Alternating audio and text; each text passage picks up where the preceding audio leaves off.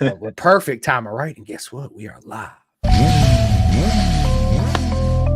This shit's fire.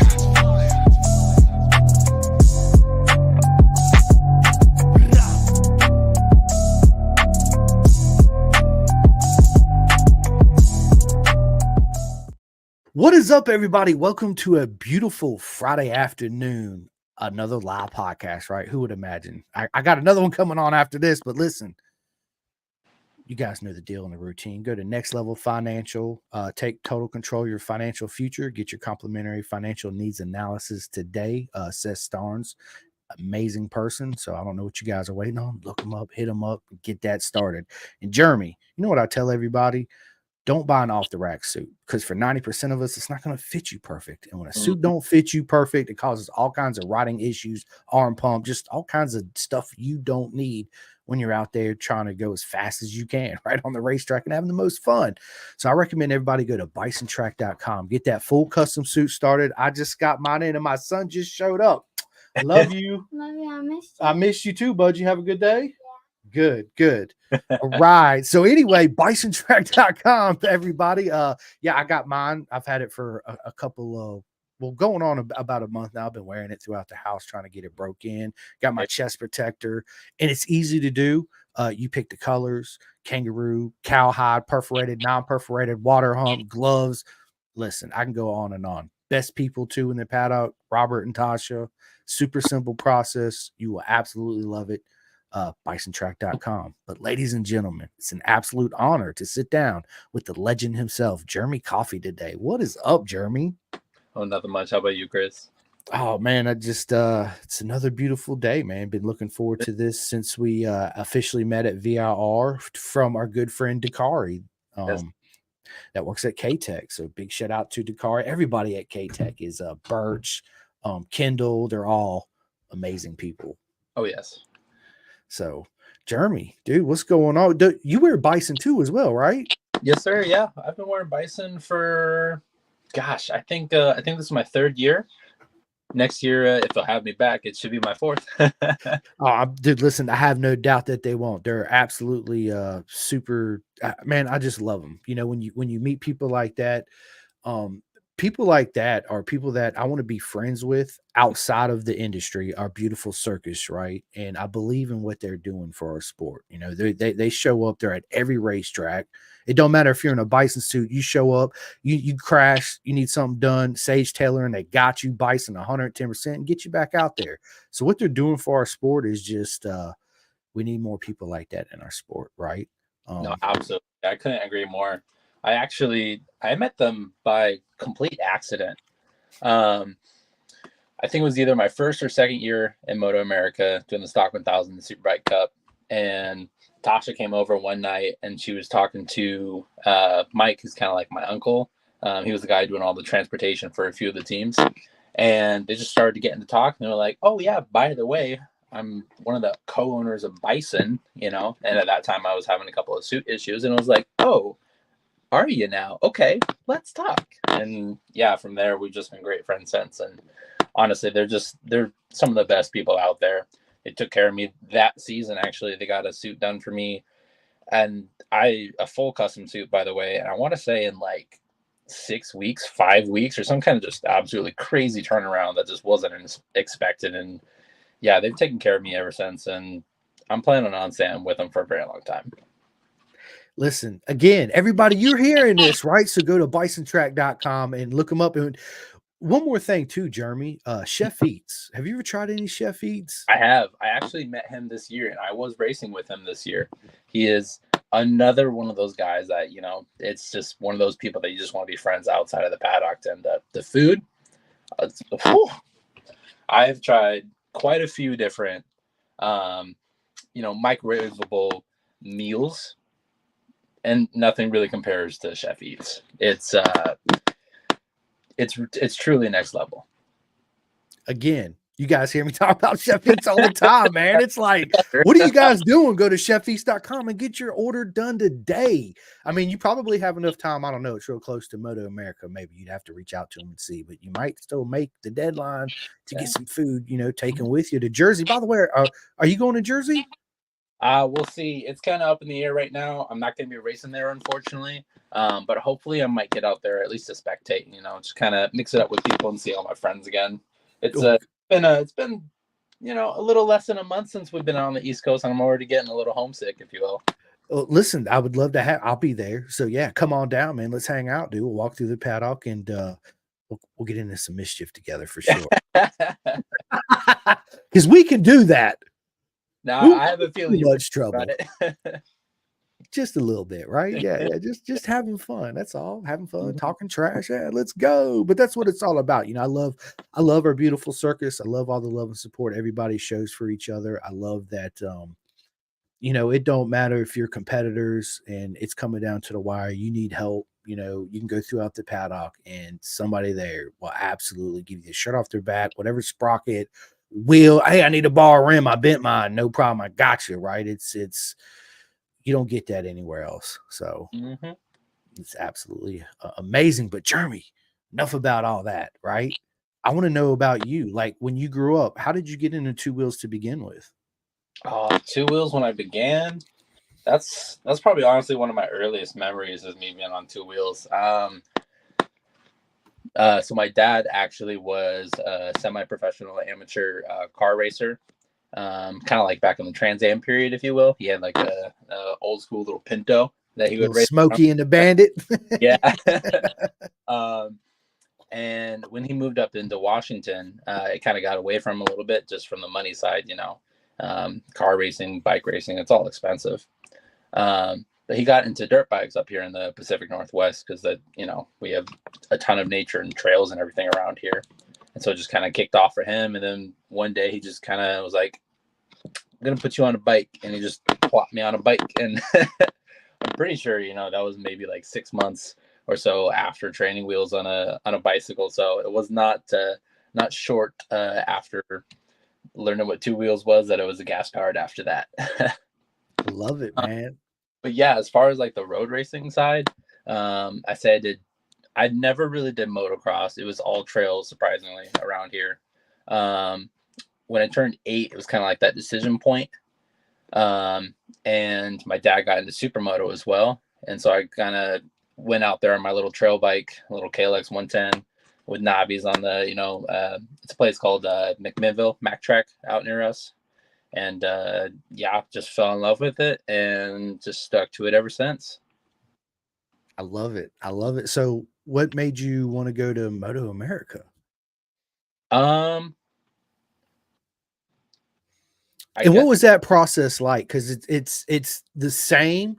So getting into Moto America is the same. You gotta score X amount of points, in order to get your license and all that stuff. But the journey to get there is still different. You know what I mean? So you go club racing, amateur, all that's the same, but the sacrifices in the journey. So I want to know the journey. I think the journey for me, growing up, we actually met another family who was based out of Oregon, and we just started traveling with them on the West Coast, doing all the mini stuff. And slowly but surely, we just started building up our talents, building up our speed, sponsors, the whole 9 yards. And she had the opportunity to go race back when it was the KTM 390 Cup. And she went off to go do that. And I moved up to the leader bikes back in like 2016, 2017? Somewhere around there. Back when Moto America was really starting to pick up speed again. And I just kept a couple more years on the 1000, did a couple of one-offs here and there for Moto America. And yeah, by the time I got my first number 1 plate for OMRA, the Oregon series out near us, ironically, OMRA is my home club, even though I'm in 2 different states, Washington versus Oregon. PAR, Portland International Raceway, is literally just 10 minutes down the road. So yeah, points was never really an issue for me, battling with the top guys all the time in my local clubs. And yeah, it just kind of came to it. It was like, well, got the number 1 plate. What's next? And we're like, well, let's go try out Moto America. So I went out to the Stock 1000 and Superbike Cup classes, and yeah, that's pretty much it. So the transition going from club racing to Moto America, it's a big it's obviously a big transition because the schedule is completely different. But how was that transition for you? And let everybody know that's either interested in making that transition, what it's like, and what to expect when and if they do. I think honestly, the biggest thing is I'd say there's two things really. Um, it's not as laid back as your club racing goes. You know, you're not just going hanging around, just going down the street and coming back and waiting for your races to be up. It's okay, you're here all day. You're part of, the actual circus. You're part of the show. You may act like it on top of your nerves for the first couple times. Honestly, your nerves for the first season, when you're learning all these new tracks that you've never been to, it's a whole other level of just complete nervous wreck at 90% of the time. Then when you get on the bike, everything's good. But the other part of it is you're a little nervous, but that's about it.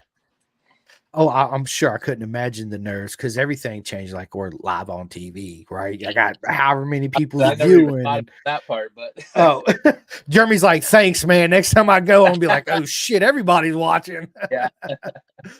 That's awesome. So we got Jeff Servin, the man himself, the legend from Chef Eats, says the man. He's talking about you. And then he had some of these emojis. Dude, you're welcome. Dude, I love you, Jeff. Chef Eats and Yeah, we miss everything you do, man. It's yeah, can't wait to see you again next year. And hopefully, dude, Jeff, if you're still listening to this, I'll be at SFL Mini GP October 11th through the 13th at the Heron Compound. So hopefully you can make it out there. And we got Riston Grigg, the legend himself, man. He says, awesome racing with you at VIR. I hope all is well. You had Riston on just not too long ago, right? Yeah, that was it was the second time, man. Dude, listen, big shout out to Riston, his dad Steve, dude, the whole team. I love those guys. I'm so welcomed. It's such an honor to be friends with them. Like they feed me. They always ask me if I'm hungry. Of course I'm hungry, right? And yeah, it's of course I am. But no, every time they see me, if I don't see them first, they stop, they talk to me, they give me hugs, and it's again, absolute honor. He's a legend, man. So how did you and Riston meet? So actually, the time I met you in VIR, I met him out on track. Very simple. He was on his Cowie, and the first race, we went back and forth. I got the better of him. The second race, it was a lot more back and forth. I don't remember if I got the better of him or if he took it the second one. But then that third one, he just walked away from me. I was like, oh, okay, cool. All right. I got more things. Yeah, but then we met on the podium, and he was just such a cool guy, and it was really a shame I didn't get more chances to talk to him. But yeah, he was great on and off the track. Yeah, dude, he absolutely is. He's a freaking legend, man. Absolutely, the whole team is, man. And dude, if I'm not mistaken, Riston's going to be in Jersey, right? Riston, you're going to be there in Jersey. So if he is, and you're going to be there, Jeremy, yeah, it's a chance we can all kick back and hang out for a while. Because I stay at the hotel not too far from the track, so I can drive myself back and forth. So yeah, I'm down to hang out. That's the best time, anyways. After all the tracks, action happens, you just stay behind and everybody eats and crack opens beers and talks and pit bike racing and all that good stuff. So for sure. Oh, that's awesome. So what made you go to VIR? Like, why was you there that weekend for the Azra races? Yeah, so I've been racing this year out east with Azra. I want to say the Atlantic Series and Mid-Atlantic and Atlantic Series for Azra. Yep. That's awesome. So a good buddy of mine, Ben Lee, just chimed in. He says, good afternoon, Chris, and the legendary Jeremy. Absolutely, he's a legend. We'll have to catch up later at the studio in a recording session. So my buddy Ben Lee and his other guy, they make music for artists, like real no way. musicians. Yeah, dude, it's awesome. He says, you guys have a great podcast and a weekend ahead. Be safe and give me a call this weekend. Yeah, I will, bro, for sure. But yeah, Moto America, it's a different animal, especially coming from club racing to there. It's a shock to the system, right, Jeremy? So when you get there and all those nerves, mentally, how do you process it? and how do you, I guess, get over it, right? Where you just push it back in your head. Because when that visor goes down, I consider all you guys spards and girls, right? The girls do. Meaning that when the visor goes down, it's you versus everybody else out there on the track. So everybody's a Persian, and you're the only Spartan out there, right? You need to get through the pack or just win. That's the objective, right? So how do you overcome those mental barriers of the nervousness being the first time in Moto America?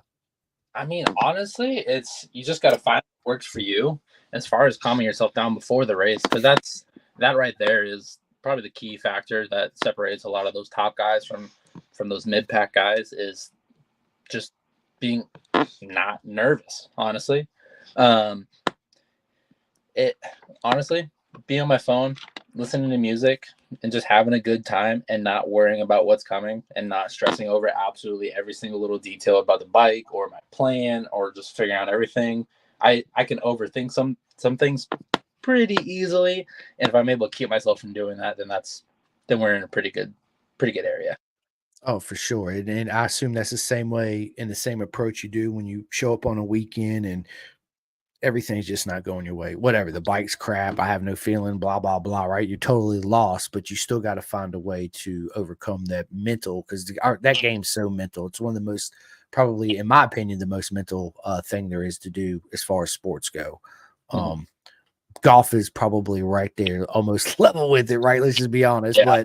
But do you take the same approach to overcoming those rough weekends? Because I find personally it's hard for me to not control what's out of control that I have no control over, right? So it's I've been teaching myself to let the uncontrollable go and just let it be as it is and only focus on what I can control and the outcome that I can make happen, right? Or the energy that I want to present at the time. How do you do that? Is it the same? Yeah, no, that's actually exactly what I've been doing, especially like over the past 2 years. As far as me personally, it's like outside of motorcycle racing too. It's you can't control the situation, but you can control your reaction. It doesn't really matter what's going on. You can't control everyone else. You can't control the situation. You can't control other people's feelings or actions or anything like that. The same goes for the bike and how the bike's working that weekend too. You can't necessarily dictate it right off the bat, but what you can do is find a solution. Basically, quit whining, figure it out. I like it, man. Quit whining and figure it out, man. Come on, man. Yeah, that's awesome. So how long you been in Moto America? These past 2 years I didn't do Moto America. I was planning on doing some more Stock 1000 and Superbike Cup, but then I was out with an ACL, MCL, and meniscus tear in my left knee. So that kind of shut me down for the season. And then I did a couple of, I think I did 2 rounds for ASRA last year at Summit Point and New Jersey. I want to say I did maybe 3. But yeah, I did it on my buddy's R1, and that was a blast. And Dakari, our good friend, speaking of the devil. And yeah, then this year we finally finished the build for the Gixxer 750 for that Super Sport class, and then that's what I've been running all this year. So how do you like the Gixxer 750? It's a great platform. I've been working pretty closely with Chris Ulrich at Team Hammer. And of course, Dakari, he's put in actually all the labor. I've done almost absolutely nothing. He's managed to figure a lot of things out and actually work with Chris and, get the package actually dialed in. And also got to give a huge shout out to Kendall and K-Tech as well, because they've been training Dakari at K-Tech, and he's now one of them and has been working with him at the Moto America weekends. So he's gone from like a good mechanic to next level, where not only like crew chief, setup guy, mechanic, he does everything, and he's damn good at it. So I'd like to call him a blessing and a curse. He's just a blessing. So how did you and Dakari meet? I met him in Road Atlanta at the beginning of the year with my good friends Ryan Wolf and his mom Erica and his dad David. And his girlfriend or his wife, sorry Dakari if I got it wrong, was actually hanging out. She had a broken foot, if I remember right, at the time. Yeah. So that's that weekend I met him, and yeah, we just of course, you know me, I'm out going, "What's up, man? How you doing?" Blah blah blah Yeah. blah blah. You know, so we just we hit it off. And Kendall too, right? I tell Kendall every time I see him at the track, I'm like, "Man, why you keep following me, bro?" It's like every time I turn around, boom, there you are. Like what's up? Yeah. But they are amazing. So how did you meet Dakari? So I met Dakari. We were doing nationals. He was pitting for Jeremy Cook. And I want to say it was in Pittsburgh when we actually first met. My dad wasn't able to come to the nationals, and this was like the first time like I had ever been to a race weekend without my dad, let alone track day or club event or like literally anything. First time I was on track and he wasn't there. So he was a little bit worried because we had actually had to do a motor swap Thursday night, and it went well and didn't go well. And, there all these problems arose and we were busting through them, but more things kept coming up. And I think he was talking with Cook at the time because he had a bunch of spares for the bike I was on. It was a 17 BMW, and he had just switched over to the 2020 BMW when that came out. So they were talking a bunch, and then he met Dakari and they were talking a bunch. And then because it wasn't there, Dakari went and checked on me, just make sure I was good mentally. And that was like our first interaction. And as far as like truly working together, that following year in Brainerd, Minnesota, when we went there for the first time for Moto America, again, motor issues. His rider was out for a weekend or two. And so I had also just lost my mechanic. So we're like, hey, you want to come to Brainerd? And it just stars kind of aligned, and we went from it's going to be a very chill weekend. Let's not do anything crazy. Just get used to the car. Oh, hey, that motor that we just put in the bike, yeah, it just popped. We're going to have to find a bike and build a race bike for tomorrow. So let's hop to it. Yeah. So thankfully, I met another group of great guys, the Shermans. They had a stock R1, 2015 stock R1 with, it was a stupid amount of miles on the motor. It was like 15,000 or 20,000 miles on that motor. And it was genuinely 100% stock. Like there was no race fairings. There wasn't the ABS delete on it. The Dakari literally had to build this bike from the ground up, with Mike, the owner of the team at the time. And, they were able to just build a bike in that weekend. And yeah, that's how I met him. That's awesome. You was like, "Look, fellas, I'll get the beer and the pizza. Let's get to work." Right? Yeah. That's awesome. He put in some hours that weekend. That's for sure. It's Jeremy. This is so my mom always told me it takes a village to raise a child, and I was like, yeah, okay, whatever. It's you and my dad, right? I don't see no other village. What are you talking about? But when I had my own kid, I understood it because it is. But the same thing applies to racers. It takes a village to raise a road racer, just one. It takes so many people from all types of angles that you don't even see until you're there, right? But it's also so important to have people that are in your pit that 100 genuinely care about you and believe in you. That makes a huge difference to being on a team that don't necessarily believe in you 100%, right? Because again, it's that whole mental thing. So you are absolutely amazing to have a guy like Dakari in your corner at all times to work with, just positive the whole time, right? That's what everybody needs, positivity. It's okay, you got this, calm down, take deep breath. What you need, I got you. You know what I mean? It's and at the time, those simple things make all the difference mentally to a rider, especially on a weekend, a race weekend. Yeah, it's good stuff, bro. And then so we have another comment. Rory Brown, what is going on? You should hit me up sometime. Says good working with you in the past. Look forward to seeing you in the paddock in the future. Yeah. It's always to hear from people that I haven't seen a little bit. So see, dude, it's I love our beautiful circus. It's all racing, all two-wheel racing all throughout the world. It's a beautiful circus, right? And within our circus, we have our own very special clowns, right? And yeah, I mean, we do, right? And I love every single one of them, right? In their Hey own man, I'm one special of them. way. I gotta admit. Yeah, and I'm one of those clowns, right? I like to joke around and clown around and walk around and give everybody nothing but positive vibes and hey, how you doing? Everything feel okay? How you feeling? You know, all that good stuff. Just like when I met you, and because of Dakari, I met you. And dude, it's important to have your dad. You had mentioned your dad wasn't there. It was your first time uh, being without him, you know, and that's one thing that I love about our sport is the grassroots is family. That's where it starts. Mom and dad, or grandpa and dad, or your uncle and your dad, you know, or if you just got a mom, your mom and the uncle, or whatever it is, and you stick together and you grow as a family, you know, into the sport. And it's very important. And that's one of the aspects that I really love about this sport, Jeremy. Because it takes a village again to raise you, boy, where you're at right now, right? Yeah. Yeah. Dude, so let's talk about 2024, man. How much racing did you actually do this year? And what's the plans for 2025? So I didn't do as much as I want. We definitely got more than the previous year when I was out.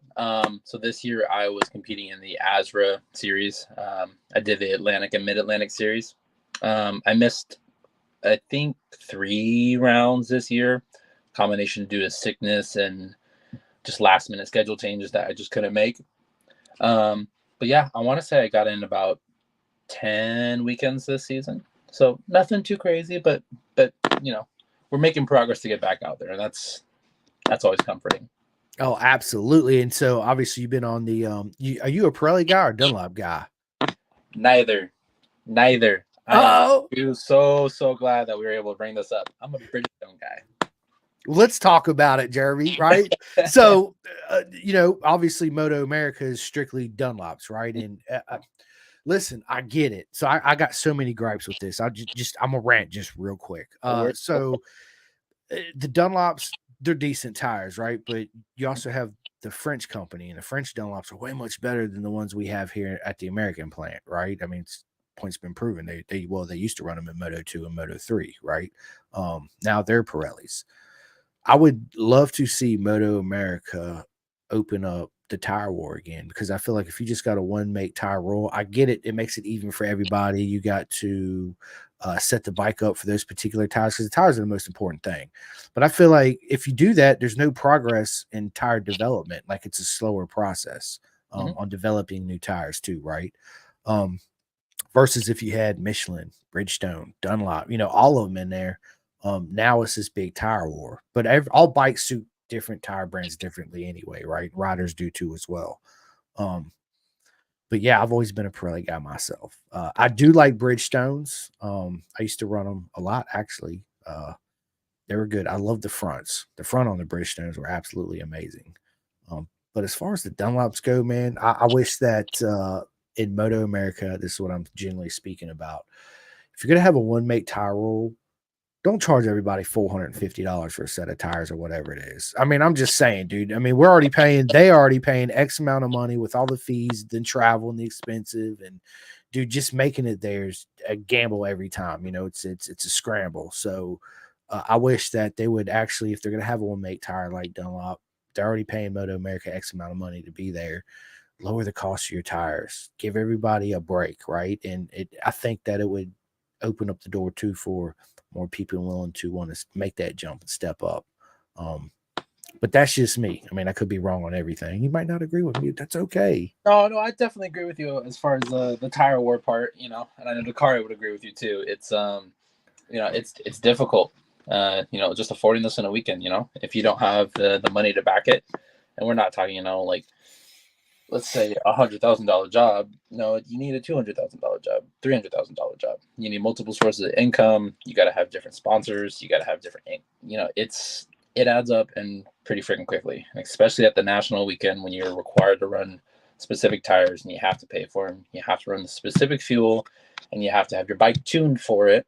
You know, there's an additional cost on top of it, and you have to have all these things specifically for Moto America to then go race and then to have the expenses of racing. It's, you know, it's just cost on top of cost on top of cost. Yeah, honestly, I would love for them to bring back the Tire Wars. The Daytona 200 does it, and Moto America, slowly kind of over it.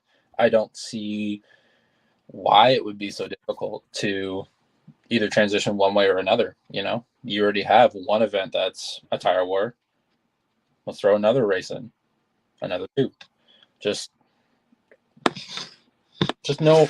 I just want to see more opportunities for people. Was it what it really comes down to? Because the opportunities are so limited. You don't really see a lot of young riders coming up through the field right now. You see a lot of them might get to super sport, and you'll see like one or two kind of break through, and that's really about it. The only two that I can really think of that have like broken through to like that next level, if you will, both Suzuki riders, Tyler Scott and Rocco Landers. Oh yeah, Landers, yeah. Teague too. That's a good question. But past that, who do we have that's out there that's not funding their own program or funding their own team? We got a bunch of superbike guys that are just kind of there, and they've been like recycling almost and going through all the different teams. It's great to see people hanging around and still racing and people bringing stuff in. But I would love for Moto America to start pushing our younger talent through and actually getting us to get some growth through them, because right now it feels stagnant almost. So that brings up a good point, man. I wasn't planning on talking about this, but we're gonna hit it real quick, right? No, dude, you're good, but this is good. It's good to have a racer's opinion that's not all the time also competing in Moto America, because you've been there, you've done that, right? So you see the changes that also need to be made, So Junior Cup, and they're getting rid of that. So congratulations to Matt Chapman, absolutely murdered it this year. Big congratulations. The Talent Cup. So now they got this Kramer, it's a beautiful bike, right? Oh yeah. They claim GP style chassis, so super stiff. Mm-hmm. But what's the point of having one class at a super stiff bike? And then if they win that championship, I understand they get to get a shot at Red Bull Rookie Cup, a shot. There's a good documentary out there. My buddy Rick turned me on. It's called, oh my God, I can't believe brain fart. I need to write it down. Born Racers. Jeremy, you got to watch it. It gives you, oh my God, it's so good as far as the Red Bull Rookie Cup, because you, as you watch it, you see the talent, but you see also the riders that just aren't going to make it, like just 110%, right? And your heart just goes out to them, because again, all the work and the time and the effort and the money that was spent just to make it there. You know what I mean? And I love to see them when they get out of there. I see some of the names now still doing racing around the world, and they're doing really well. So that's absolutely a positive thing. Mm-hmm. But what's the point if we're going to do just one and then Twins Cups next? So you're going right back on a production bike. It's like me and Kevin Rodeo talked about this. They need to make up their mind. Do they want to be GP, or do we want to stay, production? And again, the cost. I would love to see. I get it. A 400cc from Kawasaki. Yeah, you're gonna have $20,000 in this bike. The Kramer's 23, so pretty much level playing field. I say scrap all that bullshit. Get a production bike. I don't care if it's a one make series, Kawasaki, freaking CF Moto, whatever it is. You can do your chassis, your rear sets, your clip-ons, right? Of course, your brake pads. But that's it. No race ECU, none of that. Just bone stock, cost effective, as cheap as it can be. And quit with the $450 tires. Forget that, right? Make it. That would be a way for your average $900,000+ a year can actually make it and come to the races. It might not be all, because let's just face it, United States so big, right? So just to get in the door and get that taste and try to get more sponsorship, maybe for the following year to do a full on assault, instead of, dude, I'm gonna need $100,000 just to do Junior Cup or close to it, right? Or whatever it is. If you got a $20,000 400 plus the travel and the tires, I mean, come on, let's just be honest with ourselves. At least $60,000, everybody, right? That's a lot of money. I couldn't do it. It might cover your travel expenses. What it really comes. So I think we need to, there's got to be a way to do it. You know what I mean? But again, it's all politics, and I don't know what they're thinking in Moto America. But what's your views on all that? We just got to reduce the costs. You know, we're living in a time right now where inflation is so bad that I'm still living at my parents' house, and I'm not going to be able to afford to buy a house currently. I I I would be able to afford rent, and not much else though. I wouldn't be able to afford rent and a car payment. I wouldn't be able to afford, to eat cleanly like I need to do to, maintain my athlete status. It's very difficult right now to try and, juggle all three things right now. Do you want to live or do you want to race? That's kind of what it's coming down to currently. And if we're able to make Motor America cheaper, whether it be through the tire wars, whether it be through just a cheaper production bike, whatever the case may be, we got to do something, because right now it's a boys club, and if you're not a boys boy, you're kind of just left sitting on the sideline.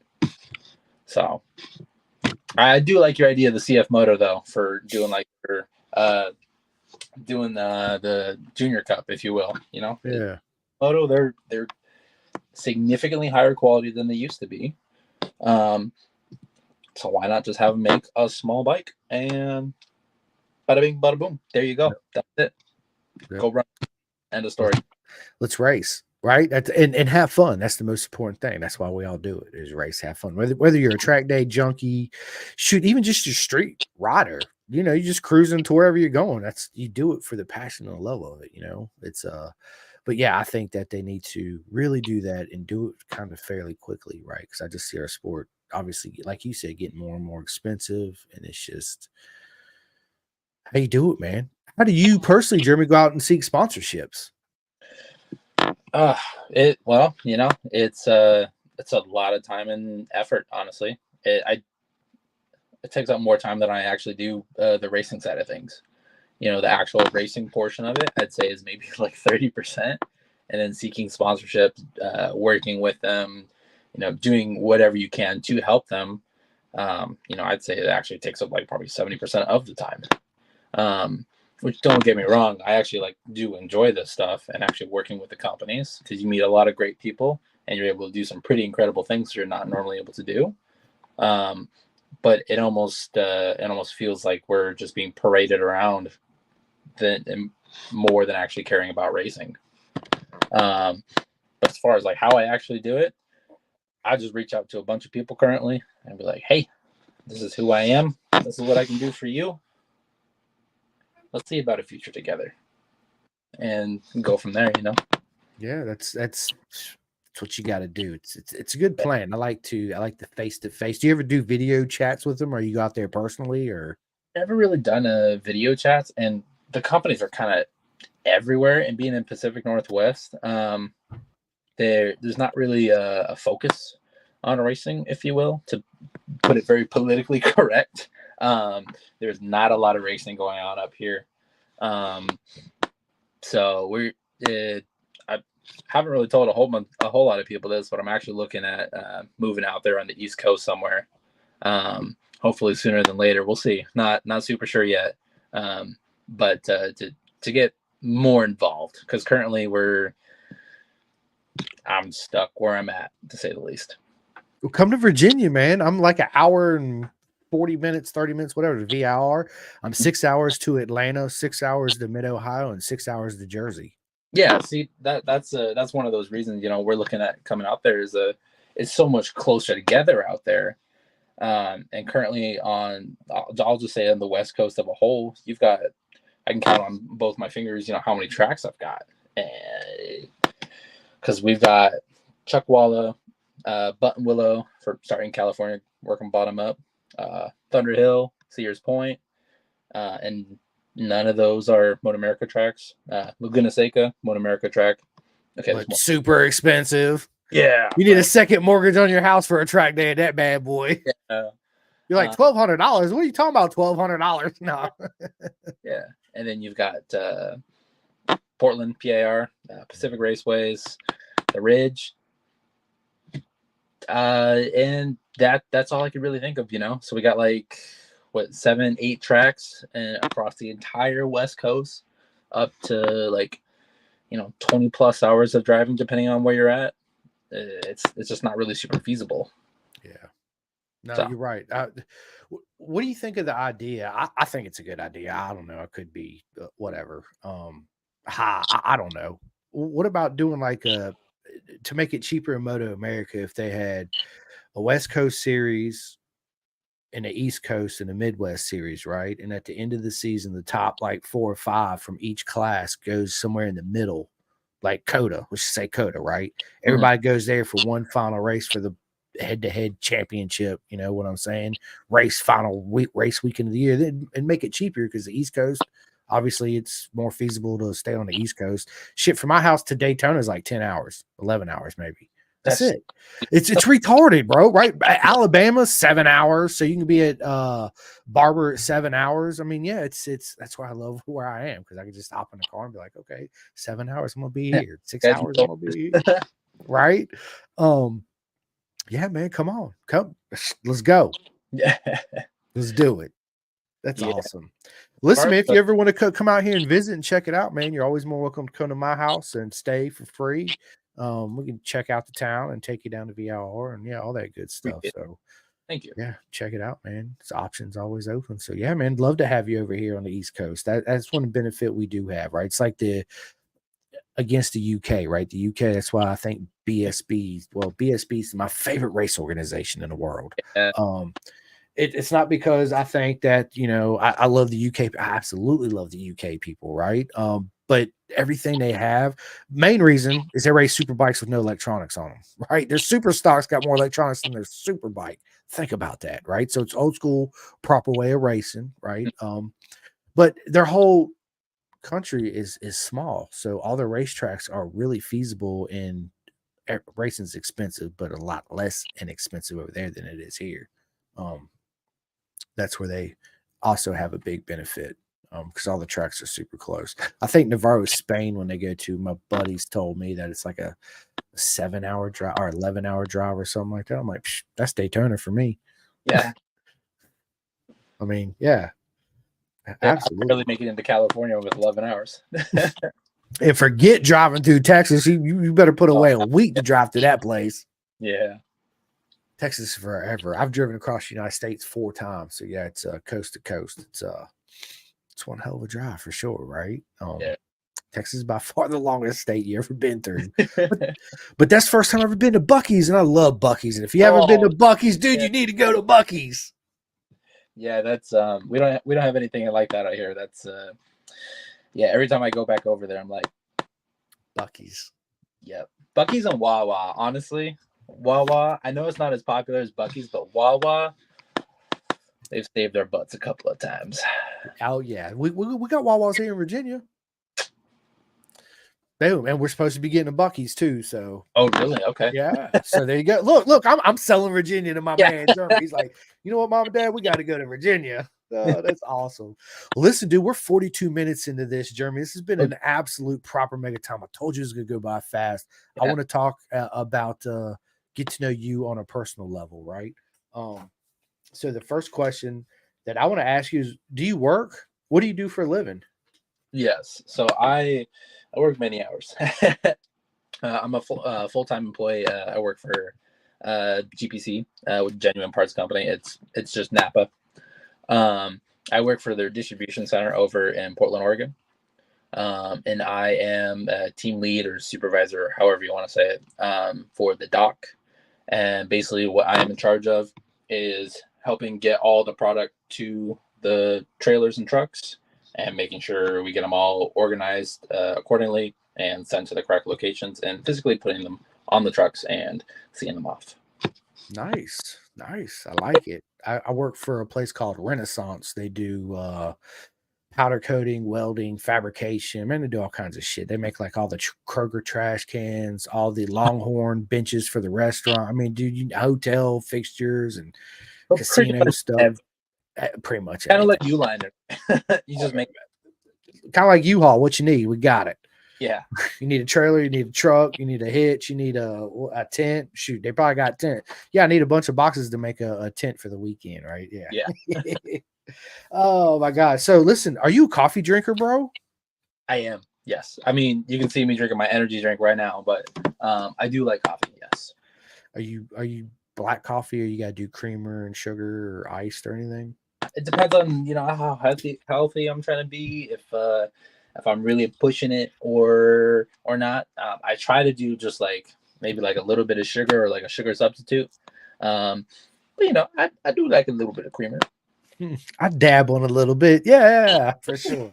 I'm the same way. It depends on it's very, very important to eat healthy. And I've said this several times, but I lost a ton of weight. I was like 270 pounds in a 40 waist. I'm in a 34 waist. And when I went to the doctor, I was 213, right? Yep. Um, all by changing my diet, doing my breathing exercises and my push-ups was a big help too, right? But what made the most difference to me, and when I get asked about it, and I tell everybody this, I don't give a shit how healthy they say it is. Mhm. Listen to what your body is telling you when you eat. Meaning that if you eat something and your nose is stopped up, there's something in there that made your nose stopped up. So your body's having this reaction to it, Mhm. right? So that's the tough part of it, is trying to figure out what that is. But once you start doing that and breaking everything down and you eat, man, it changed my life. I got so much more energy. I sleep really well. It's everything, right? Versus even if you eat healthy stuff, but your body's still having a reaction to it, how healthy is it really? I mean, you got to ask yourself that question, right? Mhm. It might be for Jeremy. What works for me is not going to work for Jeremy. What works for Jeremy might not work for me, but there are some things that works for him that is also going to work for me, meaning what we eat and what we don't eat, right? So it's, again, Mhm. you just got to listen to what your body's telling you. That's what made the biggest difference, um, for Yeah. me anyway. Right now, So, I'm trying to do just natural foods. yep. Ignore the energy drink. I have a crippling addiction. Uh, just whole foods, not processed foods, and that goes back to the whole economy and cost of everything. Yeah. So expensive to even just buy like fruits and vegetables. I I spent almost like $400 the other day, and I was kind of blown away. I bought like a lot of stuff, but still, I'm just like, this is just fruits, veggies, and meat. What? you know, No, well, welcome to reality and adulthood, I guess. But yeah, that's what I've been trying to do recently. yeah, it is. Part of that too is, yeah, cut out all the processed foods. Of course, every once in a while, dibble and dabble on something, right? Because everything in moderation is not going to hurt you. It's that every freaking day, because our life's so busy. It's yeah, come home, fire up the grill, throw a steak on, do the asparagus, make mashed potatoes. Man, that shit takes time, right? Mhm. Again, that's why you need to go to chefeats.com. Order you some Chef Eats meal, throw them in the microwave for 3 minutes and 30 seconds, or in the oven for 35 or 40 minutes. I forget what it is. And boom, there you go. And they have all kinds of meals. They got athlete meals and all that. Anyway, another plug in for Chef Eats. But it's you're right. Like I eat a lot of spinach and asparagus, and I love garlic. Yeah. And a lot of like raw vegetables, and sometimes I'll eat a lot of mushrooms, because mushrooms is a good way to, it's like a different type of protein, right? It's like a Okay. little substitute. But I love meats too. I'm like you, man. I gotta have a steak, and it's got to be medium or medium rare. I love seafood, right? So I eat seafood a lot. Well, I'm very funny when it comes to seafood, Jeremy. If it's wild caught, I'll buy it. If it's farm raised, you can keep it. I don't eat shrimp in the frozen section at the grocery stores. I don't get clams from the frozen sections at the grocery store. I don't buy them at the deli when it says farm raised, whatever it is. No, I'm good. It's got to be wild caught for me.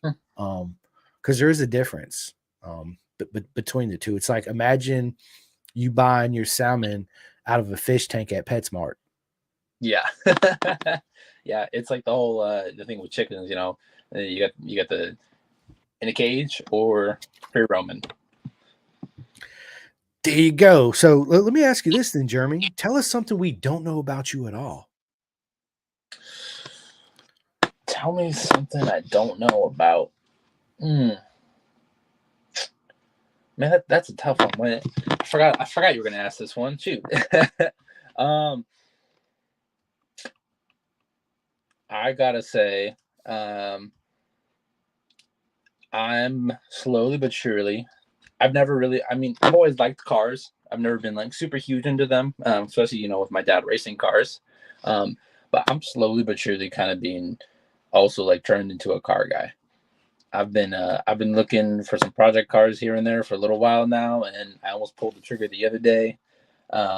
But yeah, with the possibility of moving out east, it's been like, all right, maybe I shouldn't. But yeah, surprise, right? I'm interested in motorsports as a whole.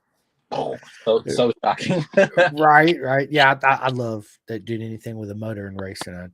I'm in, right? Yeah, for sure. Let me ask you this then: what's your worst habit? Oh, my worst habit? Yeah. Energy drinks. I love it. He said my energy drinks, man. Yeah. I'm a big audiobook listener too. I listen to a ton of audiobooks. I don't read a lot because when I read, I fall asleep, right? It puts me to sleep. But is that something you do too? Is listen to audiobooks or anything? I used to be pretty big into audiobooks. Just haven't really been keeping up with it, honestly. Girlfriend's been trying to get me back into reading. I have to be very much like in a very specific kind of mood. Like the setup's got to be perfect, and with my schedule, because I work 10-hour shifts, which usually turns into like 11 or 12s, it's just not as feasible anymore. But it's something I've been trying to get back into. Yeah, I too. I'm almost done with Jensen Button, the F1 driver. I'm listening to his. Okay. I've listened to, if it's a motorcycle racer and I got an audiobook, I've listened to it. And the one that I recommend all of them, no bullshit. But the best one, hands down, if I can only pick one road race audiobook to listen to for the rest of my life, hands down, John Hopkins Leathered. If you had not listened to it, bro, you got to go to Apple Books or Samsung, whatever you got. Go there, dude. Listen, you'll thank me later, Jeremy. You'd be like, holy shit, this was it. Yes, it's absolutely so. John Hopkins Leathered. It's absolutely amazing book. And do you podcast? Do you listen to any podcasts like Joe Rogan or anything like that? I used to listen to podcasts pretty frequently, but being that they're all anywhere from like 40 minutes roughly to like an hour 30, I don't have the time in my day to really be able to kind of like sit down for that period and actually listen to them. And I like paying attention to them, because if I don't, it'll just be playing in the background and I'll pick up on it and be like, all right, time out. What did I miss? So then I'll have to go back and do it again. But I used to be pretty into a couple of murder and mystery podcasts. For whatever reason, it's just like a right part of my brain just to know all the spooky facts. Right, they're like, and Jimmy murdered Ella down the street. You're like, whoa, this is intense. Yeah. I listen to a couple of those too. My wife, she's a big murder mystery, but if I love watching that shit on Netflix or the docuseries, about all that stuff. It's yeah, man, for sure. And real quick, Rory Brown says, I hope I'm saying your first name right. I hope I'm not murdering it. It says, look into Mid Ohio is 1 hour away, Pitt's 2 hours away, Road America's 5 hours, tons of track around us, and tons of national riders claim Ohio as a home base. Its location is cheap, cost of living, by the way. So yeah, Ohio would be a good place too. But no, Virginia, man, no. Virginia, Roar, come on. I mean, we got Summit Point, we've got a bunch in North Carolina. I mean, we got a bunch of racetracks around here too. As far as Moto America, yeah, we got absolutely 5 or 6 of them. So definitely like the number one cost being in the Pacific Northwest. I'm quite literally in the state furthest away from all the tracks possible. So it's that's been definitely the biggest issue as far as just getting to all the races for Moto America, and definitely one of the biggest costs as well. Besides everything. 110%, especially when you're coming from, let's say, if you live in Georgia and you got to drive to the Ridge. Yeah. Right? I always hear, people complaining, but I'm like, guys, I'm from here. I have to do that every single time. Like, I don't want to hear it. You only do it once a year. I do it all the time. Yeah. What's for dinner tonight? Oh, you think I think that far ahead? I do. Oh, I do. Actually, for once in my life, I do have something planned out ahead. We're doing like a little. Hopefully, she's not listening. I'm doing a dinner for my girlfriend. Parmesan crusted chicken, a little broccoli, a little baked potato. Nothing crazy. Just she's working today. I'm not, so might as well make her a little dinner.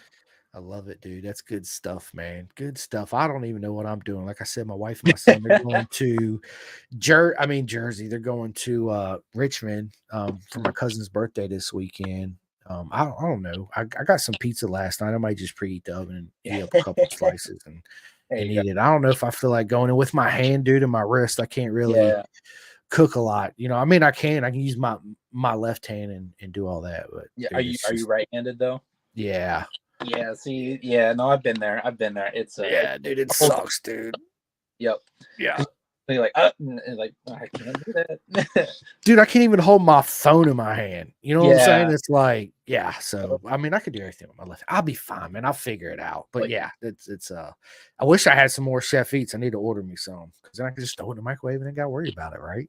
There you go. Another one. I love, dude, I freaking love it. Let me ask you this. If you had your own private island, what's the one racetrack you'd have on your island?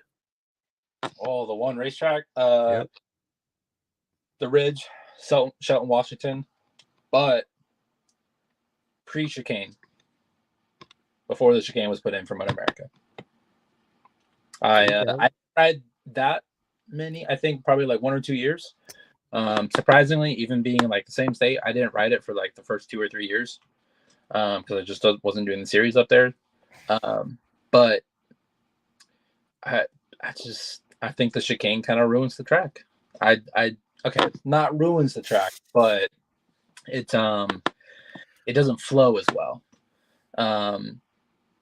Because even with being such a long straight, I get the whole safety factors behind it, and with not having paved runoff and the runoff being less than ideal, it something about it from turn one, you click up 2 gears for the thousands, kind of tip it in, click up another gear.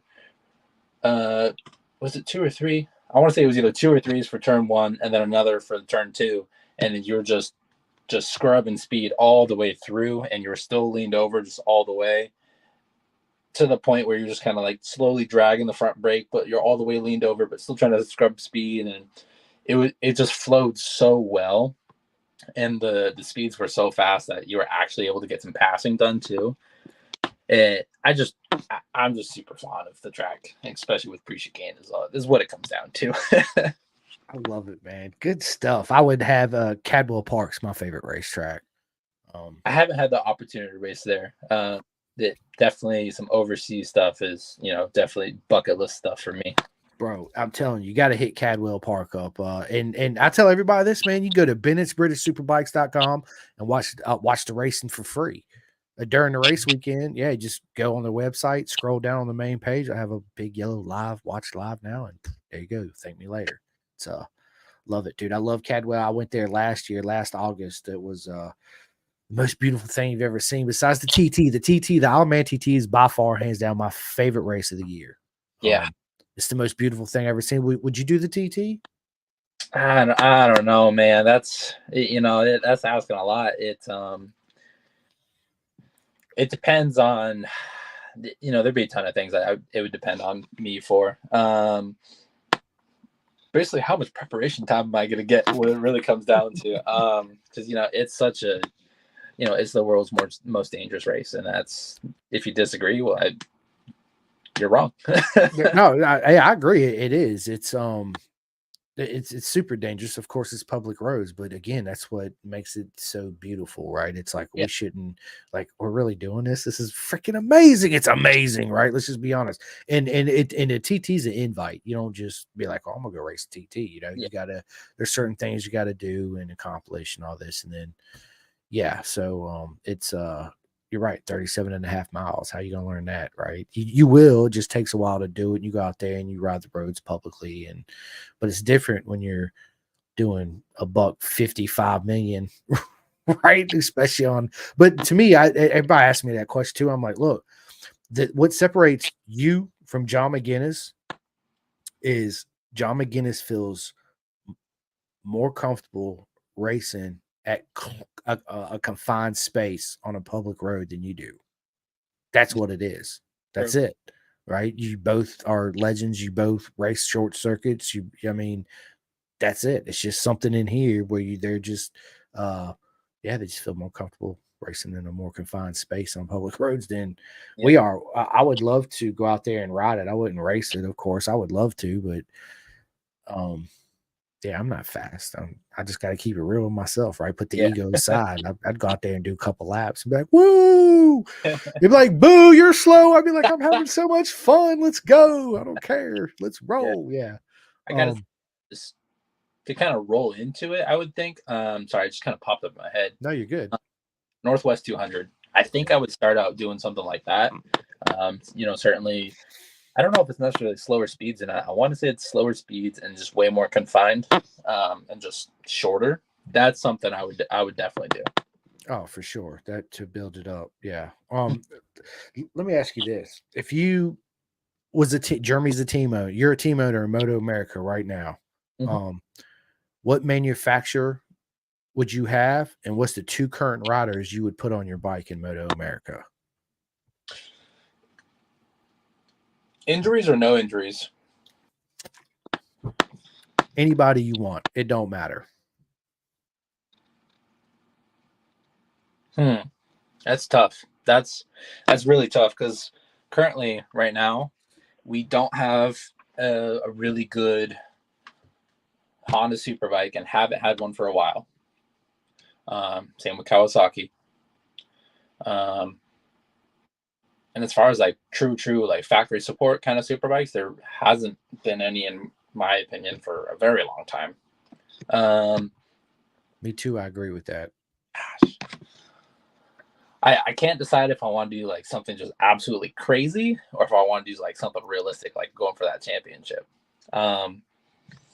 I gotta say, because Cam Bobier, he was the first fast rider that I experienced on track, like at the same time. I want to say it was 2017, Utah, Miller Motorsports Park. It was the third to last corner. I remember him just ripping in right in front of me, and it wasn't even next level. It was like 2 levels above me, and I was just like, holy crap. I don't even know what just happened right there. You're like, what am I doing? Yeah. And that's, we had the Beamer when the BMW just first came out, and we're like, yeah, this is the bike to have. That didn't matter. That was nothing. The rider makes the difference. 110%. But yeah, I definitely say Cam Bobier, number 1 for sure. Now another quick impromptu question. In their prime or current status? Current status right now. Current status? Okay. I would say Cam Bobier, Hayden Gillum,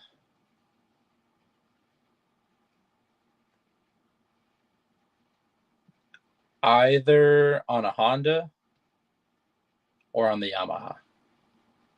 Okay. Nice. Good answer. Because I don't have a lot of experience with Cam, but I do have a lot of experience with Hayden on track, and he's impressive to watch. And I think both are probably like some of the better packages right now. I mean, obviously BMW is killing it, and with Heron leading the way right now in the points, Ducati's also clearly killing it. But I think as far as like American racing goes, I feel like that is probably about the best that you can get. I love it. Good answer, bro. Absolutely. Do you have any tattoos? I do. I got a few. They're kind of hard to see. One's on my you're good.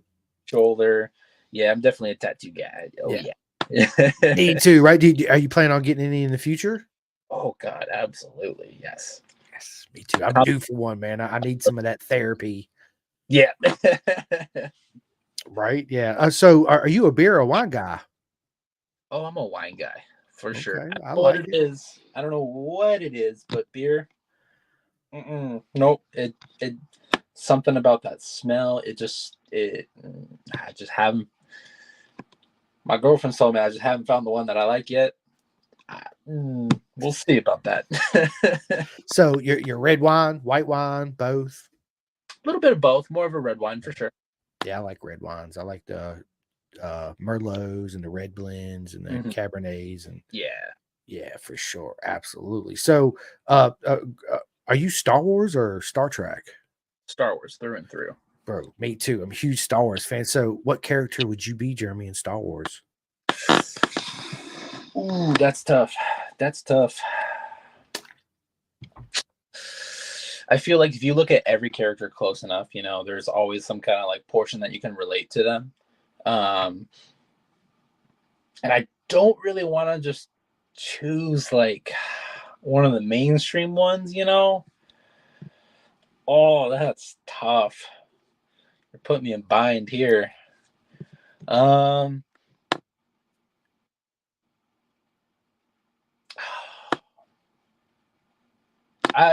classic Han Solo. You can't not appreciate it. Hans the Man, for sure. And Yeah. did he shoot first? Hey man.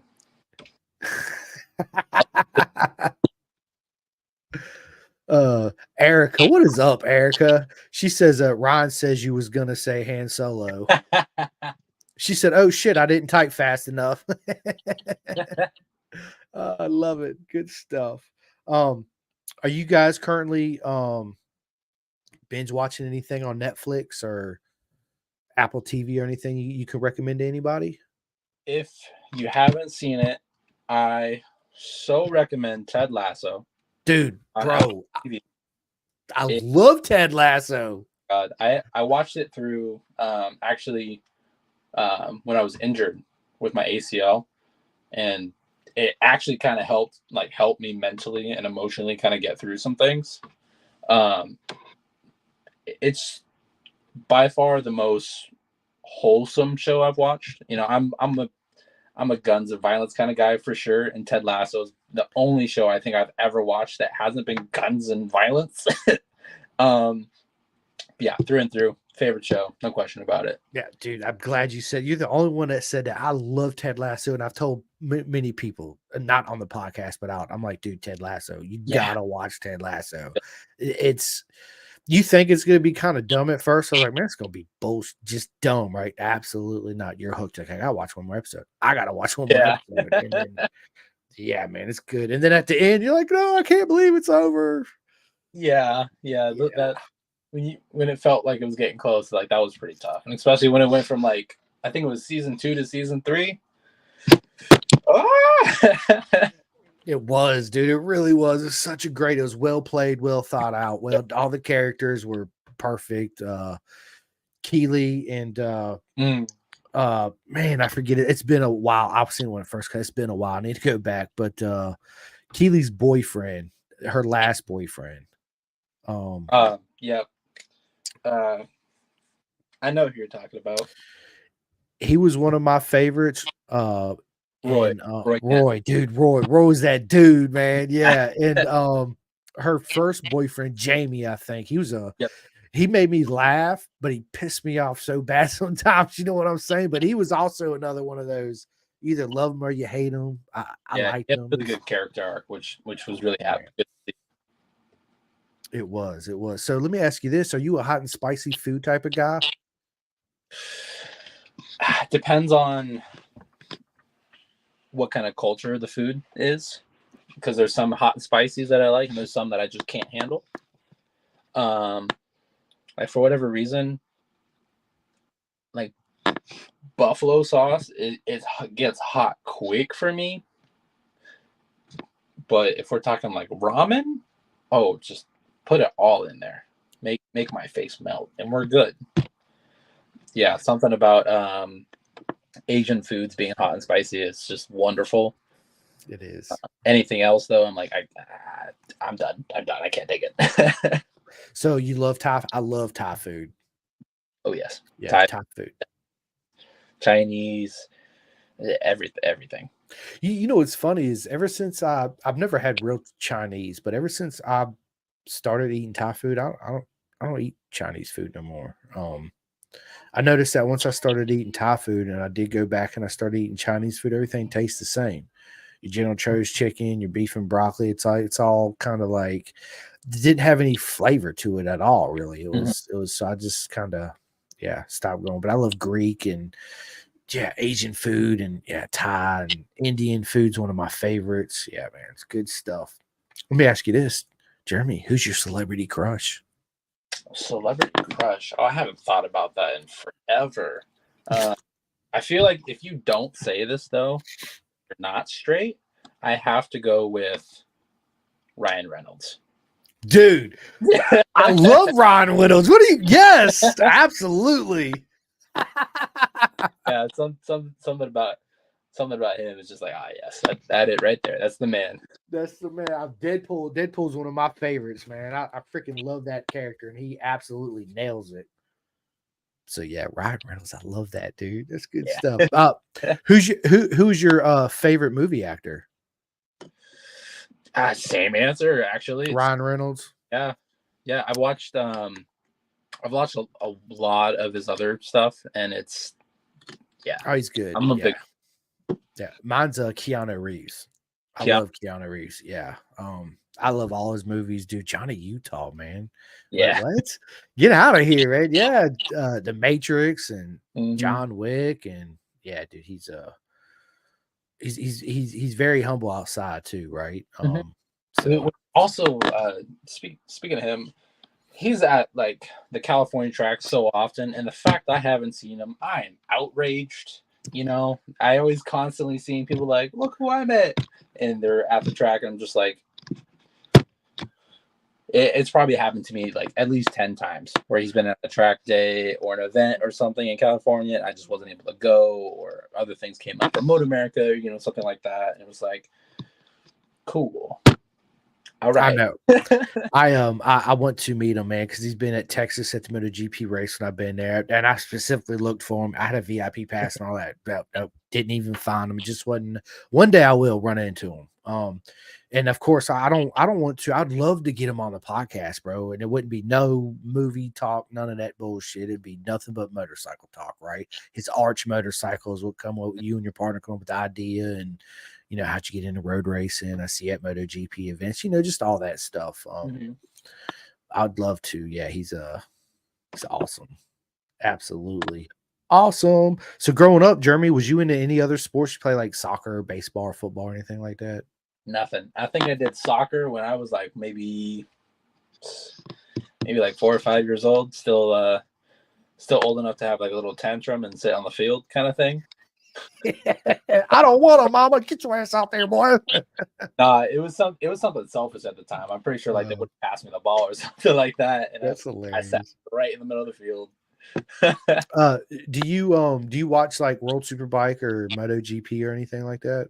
I used to pretty religiously watch MotoGP and World Superbike, especially when I was cycling and working out. But that's kind of gotten away from me this past year, I'd say. Again, just due to the whole time thing. But I don't know how I haven't picked it up again this year. It's been some of the best racing, and probably like since Rossi and Mark were going at it, I'd say, and if not longer than that. So I need to get my butt in gear is what I'm saying. That's exactly what I'm hearing. You need to get your ass in gear, boy. Yeah. Make it happen. So are you a PlayStation or Xbox guy? I've been a PlayStation guy. You know, I had a PS2 when I was growing up. Then we got the PS3 right, like I think day 1 or day 2 when that dropped. My dad picked it up and we were sucked to it.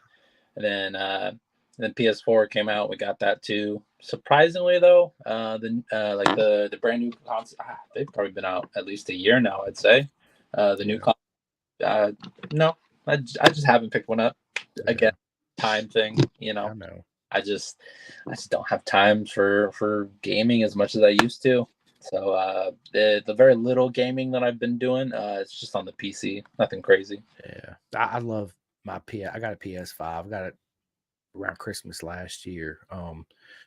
Been playing Ride 5. And the new Star Wars game, Outlaws. It's an open world Star Wars game. There it comes. Oh yeah, yes, dude, it's really good. Yeah, man. So but I don't get a chance to play very much because my son, when I got the PS5, I gave my son the PS4, but he don't play that at all. He plays the PS5. And he's a Fortnite junkie. So I mean, his buddies in there Oh, just yeah. Fortniting it up. So yeah, it's but when I do get a chance, I really enjoy it, but it's not as often as I would like to for sure. But I will this weekend because they're going to Richmond, and There you go. after my podcast, I really ain't got nothing to do, so I'll be in there just getting it in. Yeah. So yeah, man, good stuff. So Jeremy, do you have any superstitions like when you're approaching the race weekend, or you're there in the pits, you get ready to go out, prepare for battle? Do you right boot on before your left boot? Anything like that? You just pretty much Nothing like that, really. No. Um, the only thing I would even like remotely count as a superstition, instead of knocking on wood now, I just kind of knock on my head. I'm like, yep, knock on wood, and that's about it, though. I think that kind of started with me and Dakari, or I picked it up from Dakari or something, and yeah, it just kind of stuck. But that's about it, though.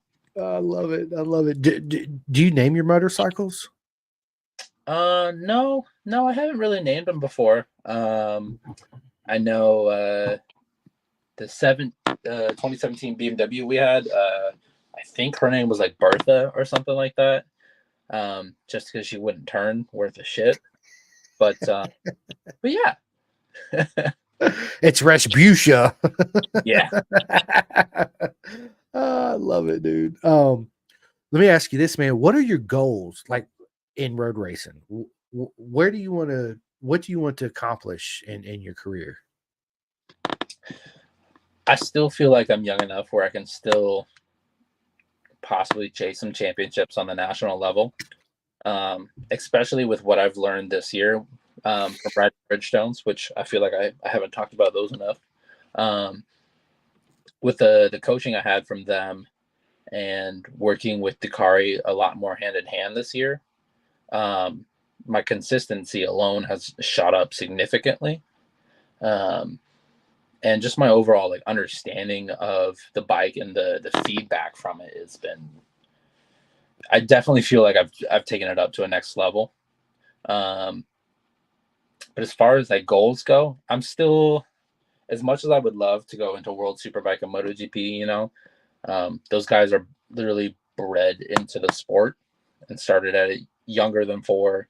And by the time they're 25, if you're not in World Superbike or not in MotoGP, it's kind of like, okay, what are you doing?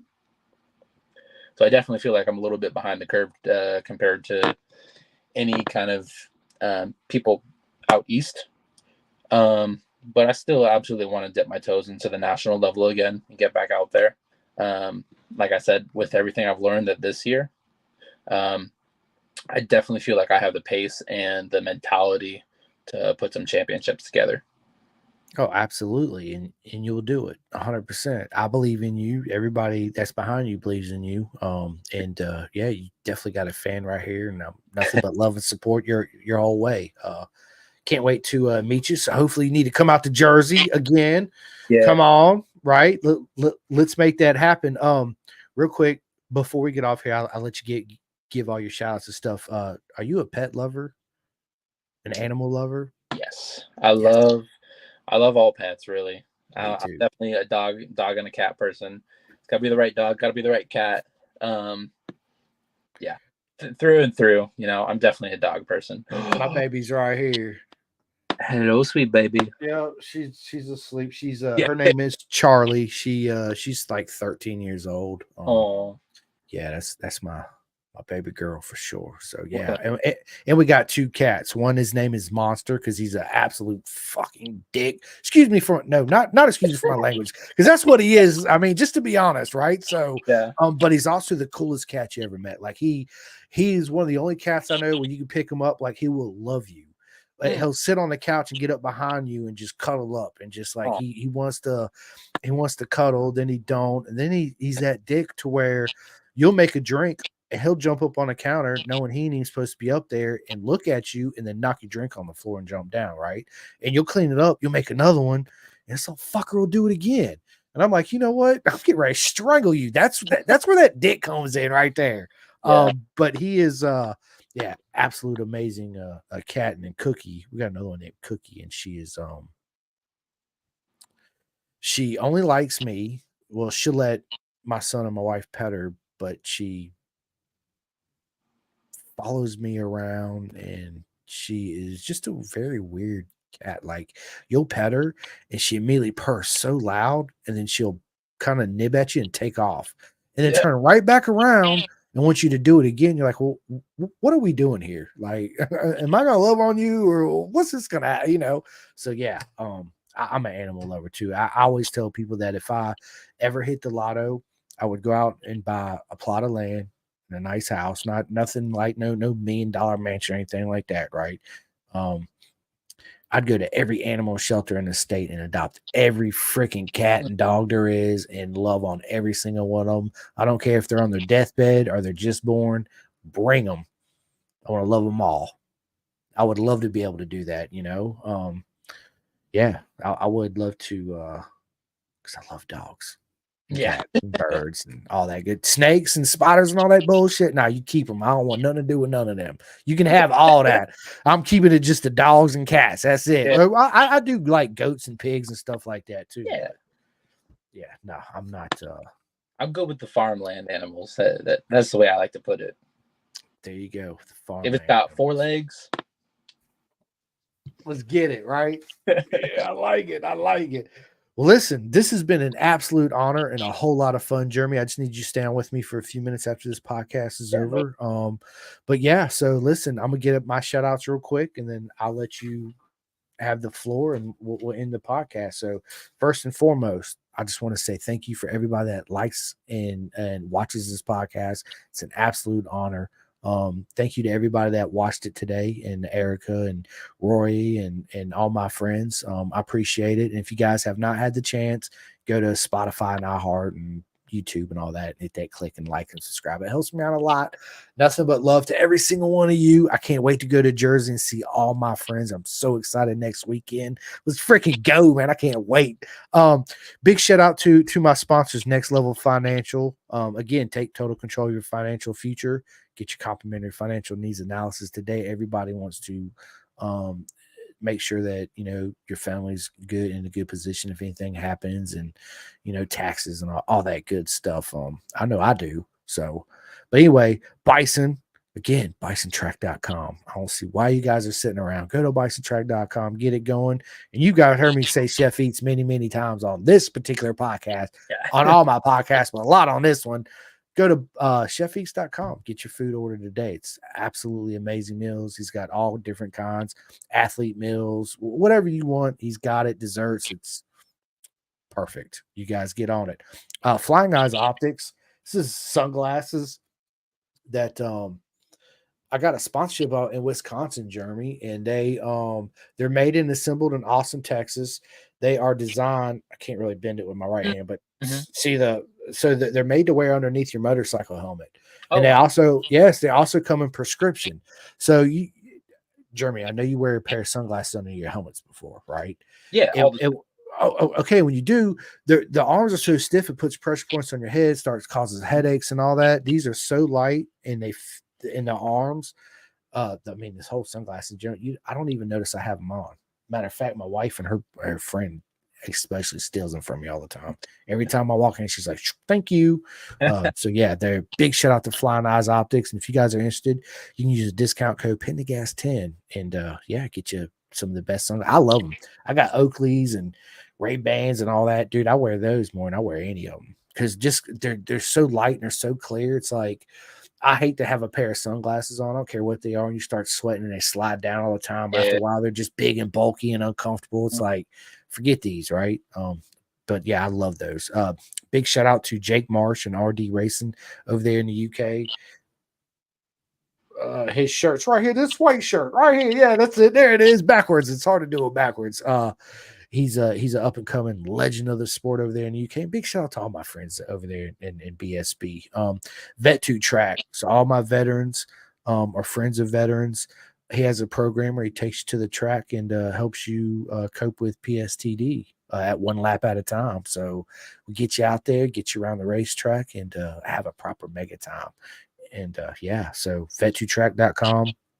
SFL Mini GP to me is one of the best. Jersey and SFL, right? The Jersey one and the Florida one are the best programs when it comes to raising our youth in racers right now in the program. I mean, look at all the racers that just come out of SFL Mini in Florida. We got Avery, we got Ella, we got Isaac. I mean, we got, dude, the list goes on and on. So big shout out to them. What I love about their program, Jeremy, is you sign up, you don't need shit. You don't need gear. You don't need a bike. You don't need nothing. They provide everything. And you can rent bikes if you wanted to try a bike. Let's say you were interested in buying a TTR, rent a TTR before you go out and go buy it, right? And you get to ride it on the track, race it on the track. So their program is absolutely amazing. Big shout out to Juju on your win and the British Talent Cup, baby. Let's freaking go. That's what I'm talking about. 64-degree racing. My man Tate made me one of the best undersuits I've ever had in my life. It's hanging up on my right there. It's got my logos and all that stuff all over it, dude. I freaking absolutely love it. Yes, I got a Bison one. Yes, I'm an ambassador and I love the Bison suit too. But I also like to do little product reviews every now and then, right? Because it helps everybody. I just love everybody. I want to help everybody out, right? So yeah, listen, it's one of the best two-piece undersuit. It is the best two-piece undersuit I've ever had. No bullshit. 64 degrees. So if you guys want to give a chance, go to 64-degree racing, and yeah, he'll hook you up and you get it full custom made and all that. Last but not least, before I give Jeremy the floor, because you guys are like, dude, shut up already, right? The Clothing Kings, big shout out to my man Martin and the Clothing Kings over there in the UK. They make all my merch over there. So all my UK friends from around the world, or you live on that part, go to theclothingkings.co.uk. Go to the partnership, look up Pin to Gas. I'm right there, and you can order your sweatshirts, your hoodies, your matter of fact, this is where this shirt come from. I got a couple more. He sent me I got a beanie hat, a hat. Yes, Riston, I got your beanie hat coming, and your dad, Steve. And he sent me a soft shell jacket, and it's all sewn. It's absolutely amazing. Seth Starnes in the house. What is up, brother, man? But yeah, it's absolutely amazing. Man, I just lost my train of thought real quick. Anyway, thank you guys so much. Jeremy, the floor is yours. Honestly, I just got to give a big shout out to my sponsors for continued support for this year. After coming back from an injury, I wasn't really sure how it was going to go and how things were looking. But my guys stayed with me. I got Bison, sticking with me, having my back. I got KYT, those helmets, those new helmets too. They're absolutely amazing. The KX1. Yeah. Yep. I got it pretty recently, and I had to do a little test stumble, if you will, on Exit it. Hey, it turned out pretty good. It works. It protects your dome. And actually, what was really surprising to me was how stable it was. Like at top speed, Jersey, we're hitting I think about a buck 50 on the super sport bikes. I'm not super positive on that. But I've actually never had a helmet that was so stable. I'm always used to, a little bit of head shake, even regardless of what helmet it is. But yeah, it was able to stay super straight, and it was awesome. Of course, Liquid Molly for all their support and all their products. Renthal's been with me for quite some time now.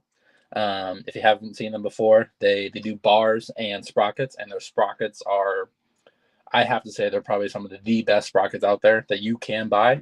I've had sprockets on the Gixxer 1000 that I was running a couple years ago, even on the S1000 with all that torque behind it, it would last all season. It's not these aluminum sprockets that wear out in a race weekend. I have aluminum sprockets that literally last me the whole season. Like, that's quality right there. It is. Of course, I gotta thank Guts and Apex from Nakari for all the support and backing he's given me. There's no amount of thanks that I can give for that man. Kendall, K-Tech, Triple T Suspension for getting us on the right path, getting Takari all trained up. Things just keep getting better and better. Of course, my new one this year, Bridgestone tires. We'll have to have a one-on-one about Bridgestone tires there, so I can get you to come over, because Bridgestone tires, they've upped their game. The Dunlops and Pirellis, I was a Dunlop guy for,